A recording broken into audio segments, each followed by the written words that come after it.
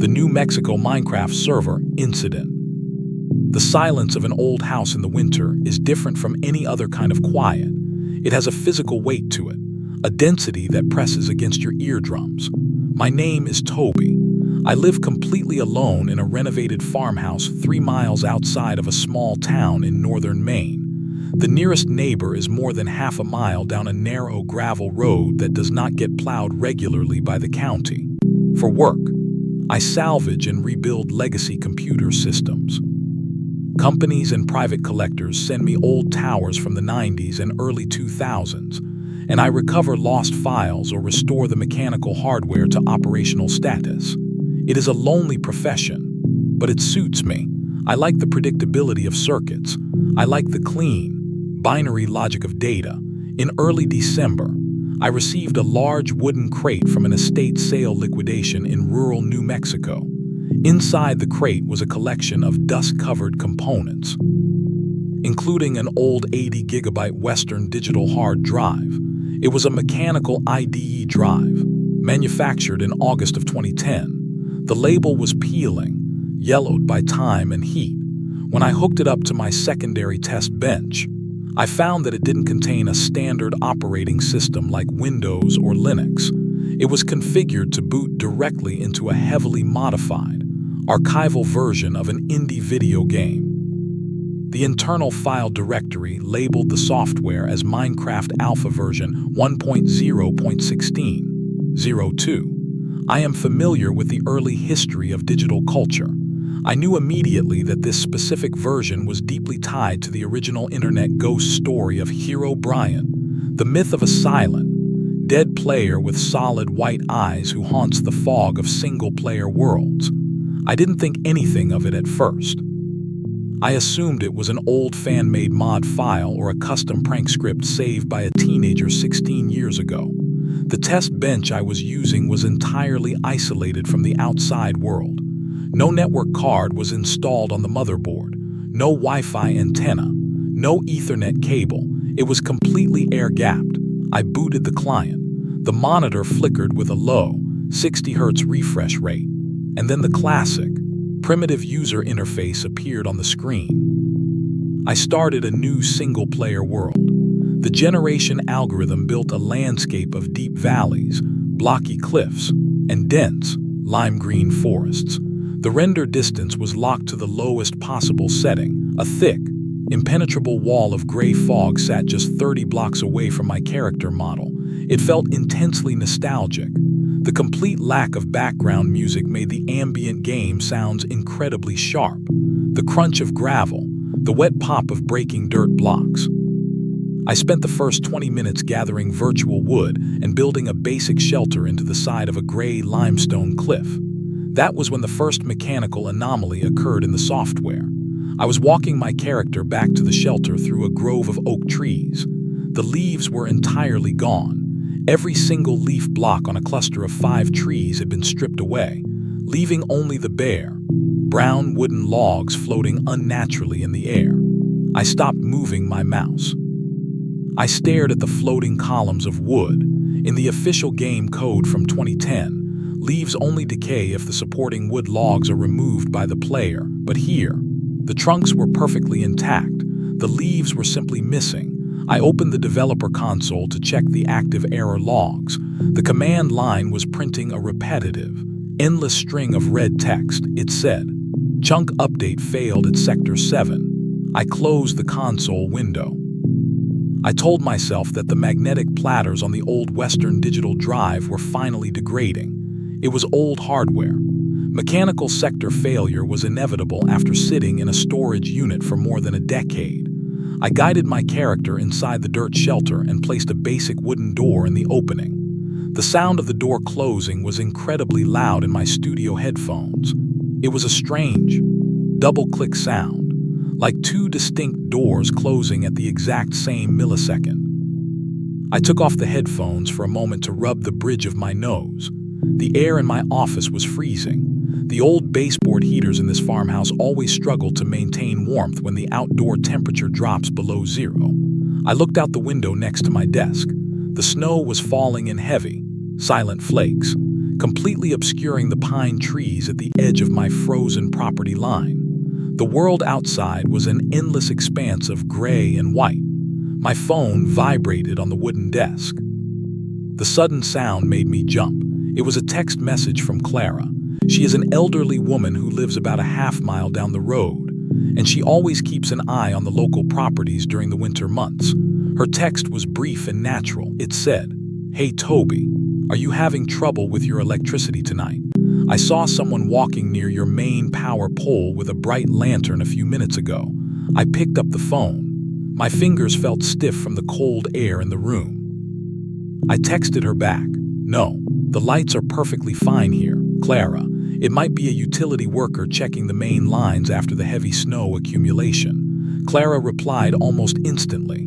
Her message sent a small chill down my spine. "There are no utility trucks on the road, Toby. The main highway is completely blocked by snowdrifts. The person I saw was walking on foot through the deep snow. They didn't even have a winter coat on. It looked like they were just wearing a light blue shirt." I stared at the small screen of my phone. A light blue shirt. In the middle of a severe Maine blizzard, it didn't make any rational sense. I looked back out the window into the darkness. I couldn't see the power pole from my current angle. I stood up from my desk, walked down the cold hallway, and approached the front door of the house. I cracked it open, letting a freezing blast of mountain air into my kitchen. I peered down the long, unlit driveway. The snow was fresh, a perfect, smooth blanket of white stretching toward the road, but right at the edge of the wooden porch, where the roof line ended, there was a strange shape in the snow, a clean, rectangular depression in the drift. I walked out onto the porch to look closer. The hole was exactly 2 meters long and 1 meter wide. It looked as if a perfect, blocky section of snow had been cleanly sliced out of the ground by a massive blade and completely removed from the property. There were no footprints leading to the hole, no tracks from an animal or a boot, just a perfect, sharp-edged void in the snow drift. I closed the heavy wooden door quickly and locked the deadbolt. My heart was beating slightly faster in my chest. The psychological connection my brain was making was completely irrational. I knew it was stupid. A rectangular hole in the snow doesn't mean a vintage video game is manifesting in reality. It was probably just a weird wind drift pattern, or a localized collapse over an old, forgotten drainage pipe in the yard. I went back into my office and sat down at the test bench. I put the studio headphones back over my ears. The game was still running on the monitor.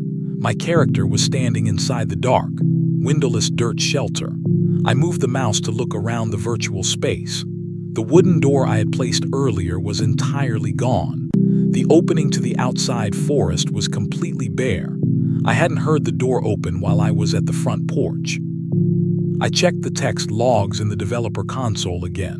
The red chunk errors had stopped printing. Instead, there was a single, fresh line of white text printed at the very bottom of the black command screen. It said, "Player has left the game." I felt a cold drop of sweat slide slowly down the side of my neck. The machine was offline. The motherboard didn't even have a network interface chip installed on the circuit board. It was physically, mechanically impossible for another user to connect to my local offline session. I clicked the escape key on my keyboard to open the main menu and save the world data. The menu didn't open. The game client completely ignored the input and kept running in real time. I pressed the physical power button on the front of the computer tower to force a hard hardware shutdown. The machine didn't respond to the switch. The blue indicator light stayed solid and bright. The internal cooling fans kept spinning with a low, consistent, metallic whine on the monitor screen. The digital fog began to change color. The default gray tint was slowly shifting into a dark, bruised, purple hue. I tried to walk my character out of the dirt shelter, but the keyboard controls felt incredibly sluggish. The input latency was immense, as if the system memory were being choked by a massive background process. I managed to guide the character to the edge of the limestone cliffside. I looked down into the low valley below. A massive series of structures had been built across the landscape while I was away from the computer. They were small, Hollow pyramids made entirely of transparent glass blocks, dozens of them. They stretched out across the rendered distance, glowing faintly in the artificial twilight of the alpha world. In the exact center of the glass pyramids, there was a trench, a long, perfectly straight 2x2 tunnel dug directly into the virtual stone of the valley floor. It went deep into the side of a distant mountain structure. I moved the character toward the entrance of the dark tunnel. The sound design of the game went completely silent now. No footstep sounds on the grass. No ambient cave noises from the audio files. Just a dead, heavy, pressurized void in my headphones. I entered the tunnel. The stone walls were perfectly smooth, completely straight. I walked deeper into the mountain. The light level dropped to absolute zero. The monitor screen went completely black, except for the small, gray item slots at the bottom of the user interface. Then, my phone vibrated violently against the wood of my desk. The screen lit up, casting a harsh, blue glow against the dark walls of my office. It was a text message from an unknown number. The sender contact field was entirely blank. The message contained a single, compressed image file. I reached out with a trembling hand and tapped the screen to open the file. It was a photograph of the back of my own head. It was taken from the dark hallway directly behind my computer chair. The resolution of the photo was incredibly low, heavily compressed, and stylized with a jagged, pixelated filter that made it look old. In the background of the image, the doorway to my bedroom was clearly visible. Standing in the absolute darkness of that door frame was a silhouette, a tall, thin figure wearing a faded blue shirt. The face was completely obscured by the deep shadows of the hall, but where the human eyes should have been, there were two bright, perfectly circular points of solid white light. They looked like the reflection of a powerful camera flash in an animal's eyes at night. But there had been no flash in my room. The house had been completely dark. I spun around in my chair so fast that the wheels caught on the edge of the rug. The heavy wooden chair tipped over, crashing into the hardwood floor with a loud, splintering thud that echoed through the empty house. I stood up instantly, my back pressed hard against the edge of the desk, my hands gripping the wood until my knuckles turned white. I held my breath. I listened with an intensity that made my ears ring. The house was completely silent now. The only sound was the faint, rhythmic, mechanical clicking of the old Western digital hard drive on the test bench behind me. Click, click, click. It sounded like a clock ticking down to zero. I reached out with my right hand and grabbed a heavy steel flathead screwdriver from my plastic tool tray. I held it tightly like a weapon. I clicked the button on my tactical flashlight, throwing a bright, piercing beam of white light down the long hallway, empty. The bedroom door was closed and still. The bathroom door was cracked open an inch, showing nothing but the clean, white tile of the floor sink. There was absolutely no one there. I walked slowly down the hall, my bare feet freezing against the cold floorboards. Every step I took felt incredibly heavy, as if the gravity in the house were slowly increasing. I felt a strange, psychological detachment taking over my mind. My brain felt like it was translating the physical space around me into something rigid, something blocky and artificial. I looked up at the corners of the ceiling. The drywall molding looked sharper than it ever had before. The right angles of the walls seemed impossibly perfect, almost digital. I reached the front door and verified the lock. The deadbolt was still fully engaged. I looked through the small glass peephole into the yard. The snow was still falling in the dark. The rectangular hole in the snow drift was still sitting there, but it looked noticeably deeper now. The vertical edges of the snow wall were perfectly straight, like it had been excavated by an industrial machine. I walked back into the office, my breath coming in short, shallow gasps. I picked up my overturned chair. My phone was still lying face up on the desk, the screen still displaying the terrifying image of the back of my head. I looked at the timestamp of the text message. It said 03:14 a.m. I looked down at my analog wristwatch. The hands pointed exactly to 3:14. I looked back at the computer monitor. The game was still running on the screen, but the dark limestone tunnel was completely gone. The character model was now standing on top of one of the glass pyramids in the valley. The camera angle was completely locked, looking down at the character from a high, unnatural vantage point. It was a third-person perspective that I hadn't activated through any keyboard command, and standing directly behind my character model on the glass block was the entity. It used the default character skin, but the eyes were solid, white, untextured squares. They didn't have any depth or shadow. They were just pure, unshaded light emanating from the pixels of the monitor. The entity wasn't moving. It was just standing there, staring silently at the back of my character's head. It was mirroring the exact composition of the photograph on my phone. I need to breathe. I need to think logically about this situation. I am a professional programmer. I know how data structures work. This has to be a highly advanced, malicious network attack from an external source. Someone must have accessed my local network before I physically disconnected the main router earlier this week. They must have installed a remote access Trojan horse program on the old Western Digital drive before it was sold at the liquidation auction. They are using a hidden camera somewhere in my room right now. A wireless spy camera hidden in the ceiling molding or the light fixture. That is the only logical, rational explanation for the photo. The bright white eyes in the image were just the infrared night vision LEDs of a hidden lens reflecting back into the camera sensor. Yes, that makes perfect sense. It has to make sense. The alternative is physically impossible. I sat back down in the computer chair, but I didn't put the studio headphones back over my ears. I let them rest around my neck. The low, mechanical scraping sound of the hard drive was still vibrating through the quiet room. I picked up my phone and tried to dial the emergency number for the local police department. I tapped the phone icon on the touch screen. The display shifted to the digital dialer, but when I pressed the numbers, the phone didn't produce any tones. The screen didn't register the touch inputs. Instead, the dialer interface closed entirely, and the text messaging application opened again on its own. A new message was being typed out in the input field, letter by letter. As if an invisible finger were tapping the virtual keyboard in front of me, the letters appeared in a steady, cold, deliberate rhythm. You are trying to call a sector that has been uninstalled. I dropped the phone onto the desk. It slid across the wood and fell into the dark gap between the back of the desk and the wall. I didn't reach down to retrieve it. I was too terrified to look into that dark space beneath my feet. I was afraid of what I might see hiding in the shadows under the desk.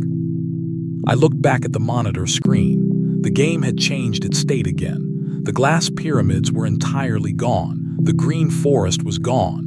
The entire landscape had been completely flattened into a continuous, infinite plane of gray stone blocks that stretched to the edge of the screen. There was no sky model loaded into the file, just a solid, dark purple void stretching in every direction above the horizon. My character model was gone. There was only the entity remaining, and it was moving now.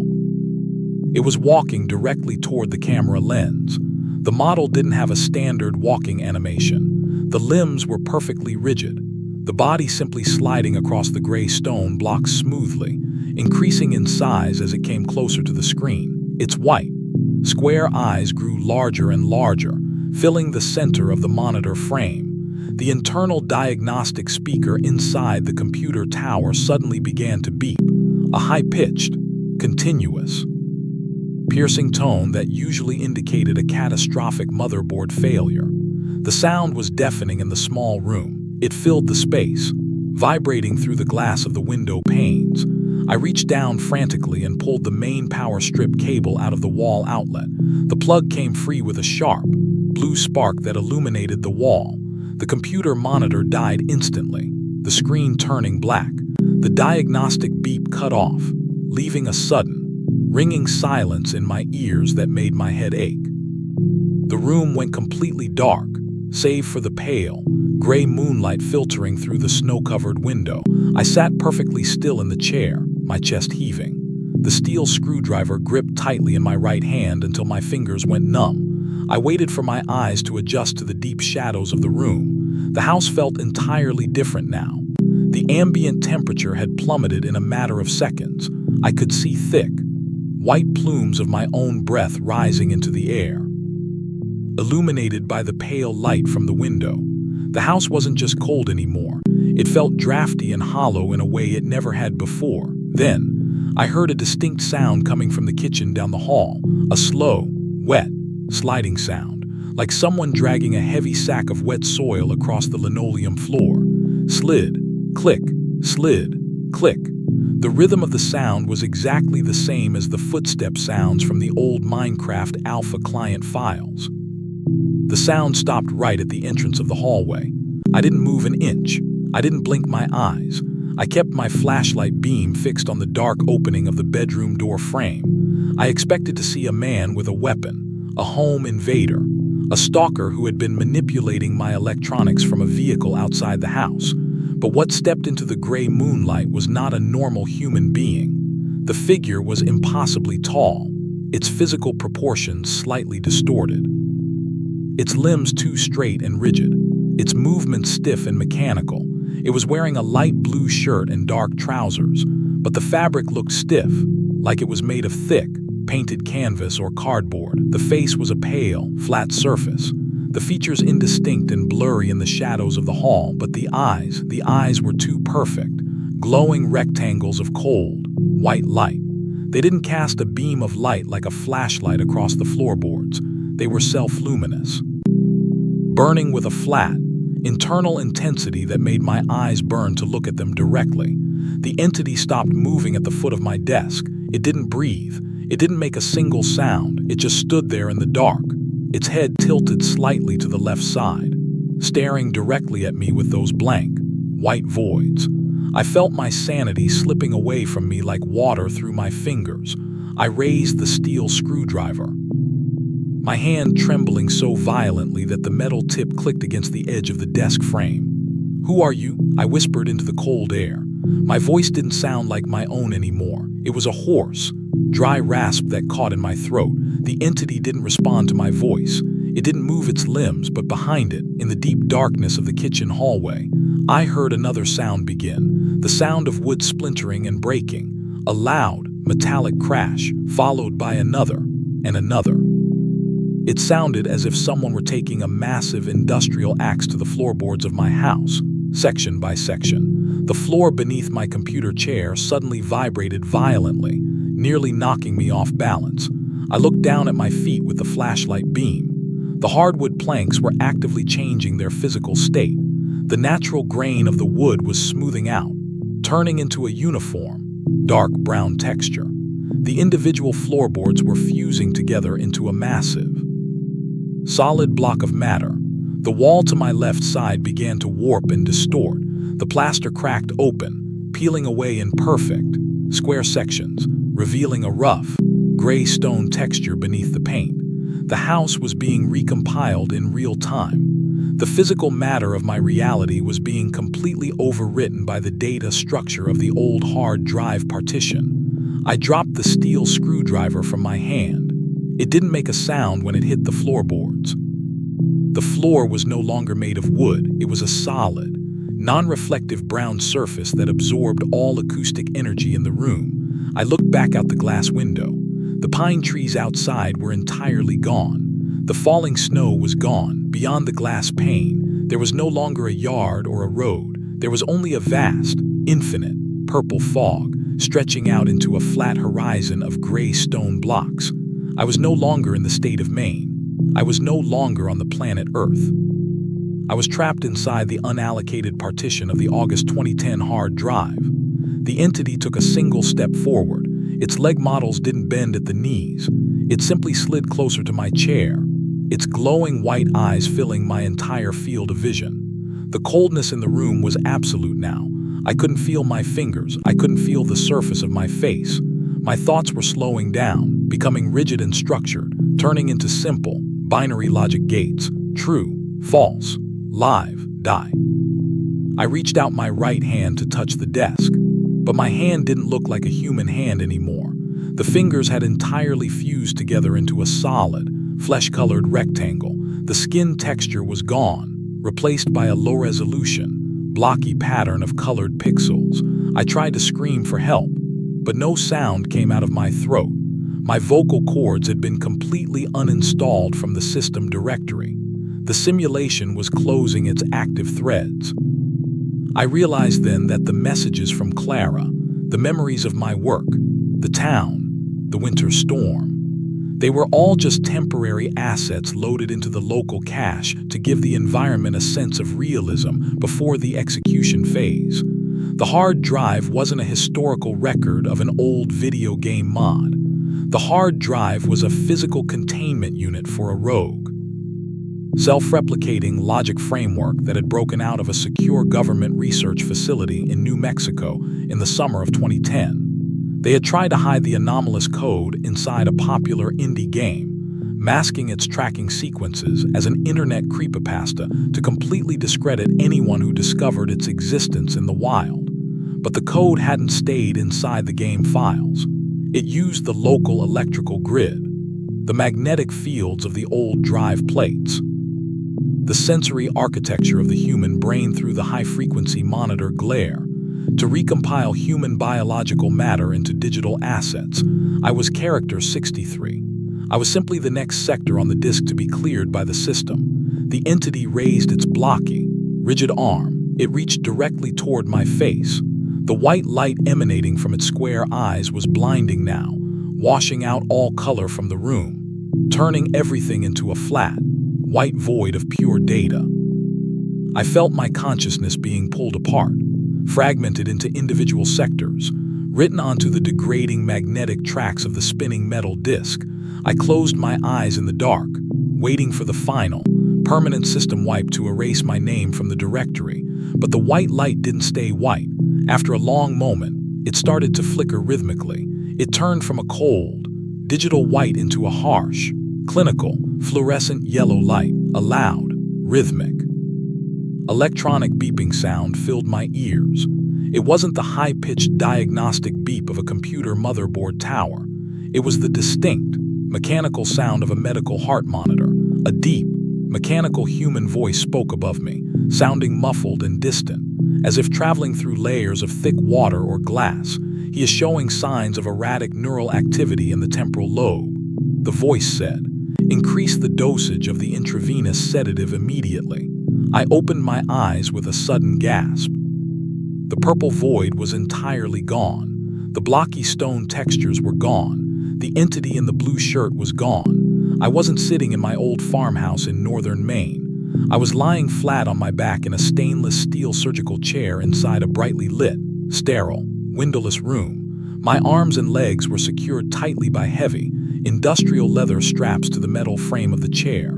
There were thick, insulated wires glued to my shaved scalp, leading back to a massive, gray server rack that hummed loudly against the back wall of the facility. Standing directly over me were two men dressed in white lab coats. They weren't wearing blue shirts. They were wearing standard, clinical medical scrubs, but one of them was holding a small, silver medical penlight, shining its beam directly into my pupils to check my neurological reflexes. The reflection of the powerful penlight in his clear, plastic protective goggles created two bright, perfectly square points of white light where his human eyes should have been. I tried to move my jaw to speak, but a heavy, plastic ventilation tube was inserted deep down my throat, preventing any vocalization. The doctor with the penlight turned his head away from me and looked at his colleague. He spoke into a small microphone attached to his white collar. "The experimental archival interrogation framework is failing again," he said. "Subject Toby still believes he is an independent systems archiver, salvaging an old hard drive from an estate sale. His brain is continuously projecting his old real-world environment into the 2010 baseline template to cope with the severe memory suppression drugs." The other doctor tapped a sequence of keys on a flat computer terminal across the room. "Did we manage to extract the physical coordinates for the New Mexico Black Site Storage Depot before his mind broke during this cycle?" he asked. The first doctor shook his head slowly, turning off the silver penlight in his hand. The square reflections in his plastic goggles disappeared instantly, leaving only cold, gray, transparent glass. "No," he replied, his voice sounding tired. every single time we push the digital interface near the encrypted location data in his subconscious. His mind triggers the hero brain defense mechanism as a psychological shield. He builds a digital stalker in the simulation to terrify himself awake before the data can compile. He is literally gaslighting his own consciousness to protect the sector from us. He walked over to the side of the massive server rack and reached for a heavy, manual power lever on the side of the unit. We have no choice but to wipe the local cache again and restart the interrogation sequence from December 1st. Flush his short-term memory partition to the baseline. I stared blankly up at the sterile ceiling tiles as the doctor pulled the heavy lever down. The clinical yellow lights in the room began to fade into black. The loud hum of the heart monitor slowed down, its tone shifting back into a low, familiar, mechanical clicking sound. Click, click, click. The room started to lose its physical detail. The rounded corners of the walls became sharp, perfectly square, and completely rigid. A thick, gray wall of artificial fog began to roll in from the corners of my fading vision. I felt my thoughts turning back into basic, binary logic gates. I felt the warm, familiar weight of a heavy pair of studio headphones resting gently around my neck. My name is Toby. I live completely alone in a renovated farmhouse 3 miles outside of a small town in northern Maine. I build custom computer rigs for a living, and in early December, I received a large wooden crate from an estate sale liquidation in rural New Mexico.